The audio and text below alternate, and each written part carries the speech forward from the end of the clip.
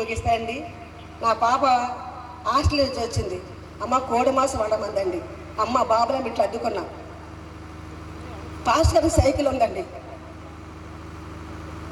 ఏంటి కోడి మాసం పట్టండి, కాలు బుర్ర తొక్క పట్టుకొచ్చాడు కోడి మాసం వండడానికి. తీసి ఇదేంటి కోడి మాసం వండి కాలు ఇసిరిసాను. ప్రభువా, నన్ను ఇక్కడ పెట్టడానికి నువ్వు తొక్క కాదు నన్ను పెళ్ళారు ప్రభువా.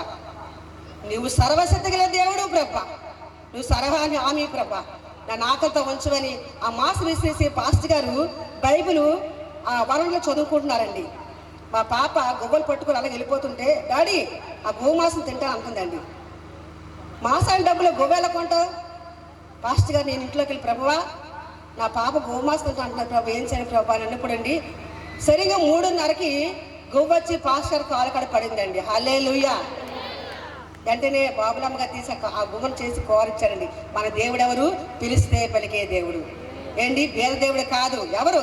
సజీవన దేవుడు. ఆయన ఉంటే మన జీవితంలో అన్నీ ఉంటాయి. అన్నీ ఉన్నా గానీ ఏమీ లేదంటే యేసు ఉంటే చాలు, నాకు అందర రాధారా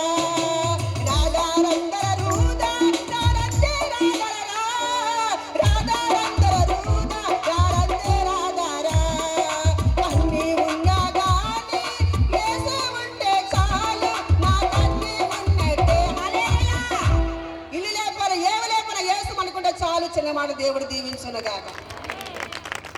అందరూ బిగ్గరగా చప్పట్లు కొడుతూ